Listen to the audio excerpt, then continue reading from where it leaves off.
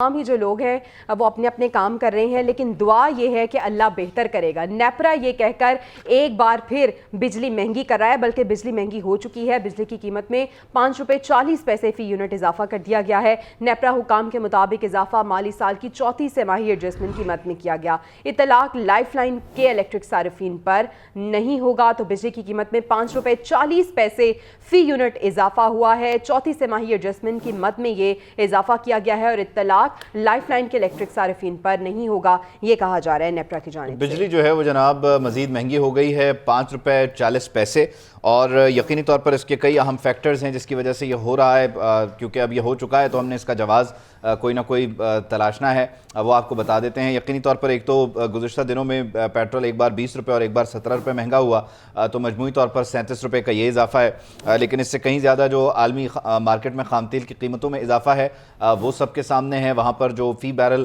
اس وقت قیمت ہے وہ 90s میں ہے، اور مسلسل وہاں پر بھی فلکچویشن دیکھنے میں آ رہی ہے۔ یہ سلسلہ رشیا یوکرین کے تنازع کے بعد سے ہے، اور پھر ہمیں اس عالمی مارکیٹ میں مہنگا ہوتا جو تیل ہے اسے مزید مہنگا اس لیے خریدنا پڑ رہا ہے کہ ہمارا جو روپیہ ہے وہ اپنی جو پوزیشن ہے اس کو برقرار نہیں رکھ پاتا۔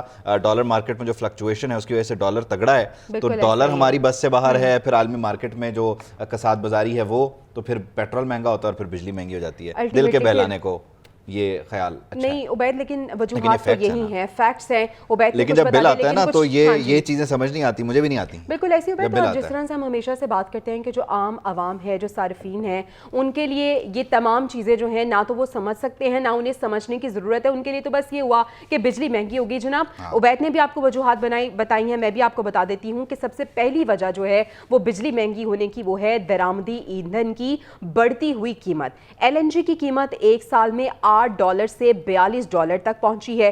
دوسری جو وجہ ہے وہ ہے فیول پرائس ایڈجسٹمنٹ کا طریقہ کار۔ نیپرا کو ایندھن کی قیمتوں میں تبدیلی کی بنیاد پر اضافے کی اجازت ملتی ہے۔ اور جناب تیسری وجہ ہے سستے اور قابل تجدید توانائی کے ذرائع کی کمی اور شمسی اور ہوا، جو مہنگے درآمدی ایندھن پر انحصار کم کر سکتی ہے۔ چوتھی وجہ اگر آپ کو بتائیں تو پاور سیکٹر کی ناقص گورننس اور انتظام، خسارے اور گردشی قرضے بڑھتے ہیں۔ محکمے کے ناکامیوں کا بوجھ صارفین پر ڈال دیا جاتا ہے، اور ایسا ہی ہوا ہے کہ یہ بوجھ عوام پر ڈال دیا گیا ہے اور بجلی ایک بار پھر سے مہنگی ہو گئی ہے۔ عبید اگر ہم بات کریں اس ماہ کے بجلی کے بلوں کی تو اس سے ہی عوام جو ہے وہ دہائی دیتے نظر آ رہے تھے، خاصے پریشان تھے۔ 5 روپے 40 پیسے کا اضافہ، اس میں مسئلہ پتہ ہے کیا ہے کہ ہم جو بجلی بنا رہے ہیں تو پیٹرول ہمارے پاس نہیں ہے، ہم پیٹرول لے کر آتے ہیں تو ہمارا امپورٹ بل وہاں سے بڑھتا ہے، ڈالر کی جو صورتحال ہے اس کی وجہ سے ہمیں وہ مہنگا پڑتا ہے۔ پھر دوسری چیز یہ کہ ہماری جو بجلی کی پیداوار کی صلاحیت ہے وہ نہ ہم ونڈ مل سے بنا رہے ہیں نہ ہم کول سے بنا رہے ہیں، خیر کول کا پروسیجر بھی اب دنیا اس کو بھی چھوڑتی جا رہی ہے۔